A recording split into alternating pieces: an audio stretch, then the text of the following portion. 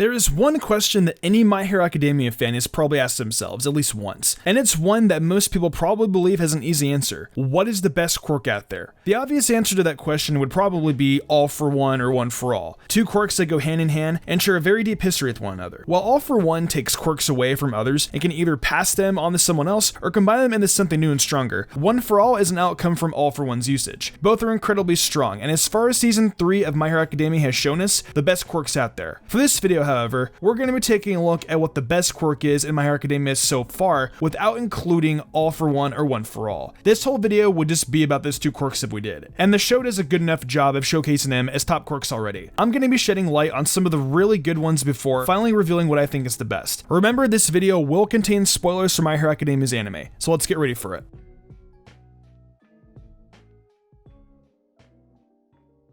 First off, let's talk about a few quirks that maybe are not the absolute best, but definitely are up there. I want to showcase the greatness of Momo Yaoyorozu's quirk creation. Imagine being able to create any type of product you want, as long as you know its atomic makeup and can mentally comprehend it. If you can literally imagine that, you could be Momo. You might ask yourself how Momo could possibly understand any of the science behind the atomic structure of objects, but don't worry, because that's taken care of too. She carries with her at all times a large book with information on almost anything she could ever need to create in a battle situation. Her quirk has proven itself to be handy more often than not, and even earned her a recommendation in the UA that found her smack dab in Class 1A.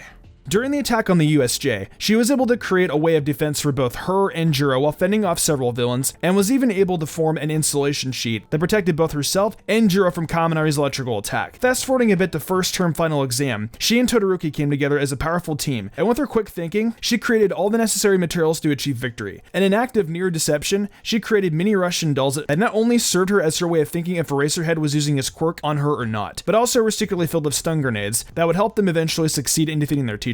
She didn't just make those dolls and grenades though, but even a catapult and retraining buns that mirror the ones Eraserhead fights with. There are really only a handful of things that prevent this from being quite possibly the best quirk in the series. The first is a pretty glaring one, and that is that Momo needs to constantly have fat in her body to actually activate her quirk, and have it be at all effective. If she is in a battle for far too long, she'll run out of actual molecules to work with, drastically reducing what she can make. Another big problem with the quirk is how long it takes to create larger objects. Ideally, when fighting a larger villain, you'd probably want to defeat them quickly before much damage can be caused. There are definitely situations where small creations could be effective, but due to the fact that a larger amount of time, planning, and understanding of molecules will be needed to create large weapons or objects, it really is a detriment. While creation is an impressive quirk, I can't say it's the best one out there.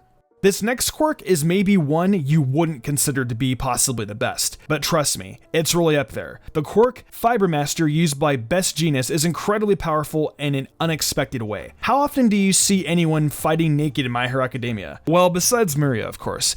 It's rare to ever see someone actually battle in their birthday suit, or really without some sort of fabric on their body. Fiber Master allows Best Jeanist to control the clothes someone is wearing, as long as they're made up of fibers. However, it doesn't stop at just clothing. Have you ever heard of the fiber optic cables like those that Verizon uses to bring people cable television? He could even control those with the quirk, displaying its wide range of usage. It's rare that any sort of fight would take place somewhere that fibers aren't, but it's of course possible. The quirk is really only as strong as the amount of fiber you're surrounded by, but as we've established, one way or another, there's always a great amount of fiber around. Best Jeanist has been known to subdue anyone with his head-to-toe denim costume, even going as far as to take on All for One, a battle that didn't quite go too well for him or his midsection. However, that interaction with All for One should have some other things this quirk can do beyond just acting as a means of fighting. Remember, these people are heroes after all, and they need their quirks to go beyond just weapons. Best Jeanist is able to, of course, manipulate the fabrics of people's clothing, not as a means of binding them, but also to save them. Prior to a pretty massive attack from All for One, Fiber Master is used to pull away other pro heroes from its created explosion, more than likely saving their lives. All these things taken into account really prove that Fiber Master is a strong quirk that can only become stronger if its user understands the importance of their costume. However, it just loses out on being the strongest quirk in the show so far. You can assume most villains will not be without a costume or general clothing of their own, but that is most and not all. If faced with a villain or creature that wears no clothing at all in a place far away from society, the quirk will be limited just to the fabric of its user's own clothing. That can prove to be a major detriment depending on the threat level of whatever villain is being taken on, and therefore reveals the glaring weakness of this otherwise powerful quirk. Where there's no fibers, there's no power.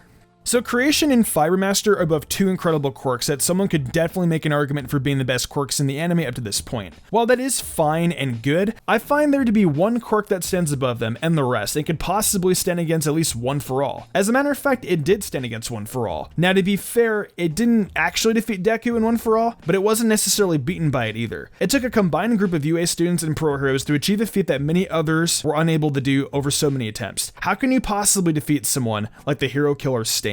I believe the best quirk in My Hero is Blood Curdle. If you hadn't noticed up to this point, I discuss quirks more so for their own merits than the abilities to use them of the people who have them. This will be no different. Well, mostly. Along with a quirk like Blood Curdle, it needs to be expected that whoever has the quirk has knowledge and a grasp on how to make someone bleed and get the blood on their tongue. When it comes to Stain, he knows how to do that extremely well. With a long sort of gross tongue, he is able to quickly lick the bloody blade he uses to attack and paralyze anyone immediately. While he is seemingly defeated in the story by the combined efforts of Deku, Todoroki, and Ida, the fight is not a normal one the use of this quirk would find themselves in. Stain's convictions are what caused him to lose the fight, a desire to express his thoughts causing him to fail while his quirk continued to work for him. The only true weaknesses to Blood Curdle is a quirk that will stop it, like Erasure. Not being able to paralyze someone right away would make a battle difficult. But stopping someone from using the Erasure quirk is as simple as making sure they don't ever see you. Someone with Blood Curdle could use a type of grappling weapon to stab an Erasure user, and then retract the blade with early access to blood ingestion. Essentially, the only way someone with the Blood Curdle quirk could end up failing in any sort of fight is either due to their own inability to actually fight, or because someone with the Erasure quirk is specifically prepared to face that quirk. Even then, it's one weakness to a quirk that could cause massive devastation on a level comparable to anything All For One could accomplish. While Creation and Fibermaster are two really great quirks belonging to some great characters and heroes, the best of the rest is most certainly Blood Curdle. The ability to paralyze your opponents for up to 8 minutes depending on their blood type is fantastic. And even if they're paralyzed for only a few seconds, you could easily end the battle right then and there, the moment they stop moving. A pro hero, or group of pros, could restrain just about anyone in a short period of time if they're completely unable to move, and a villain could probably kill just about anyone in a matter of moments with no pushback from the target. Honestly, while it takes a little bit of work to activate, this quirk is extremely basic and its outcome can result in some serious destruction like referenced earlier.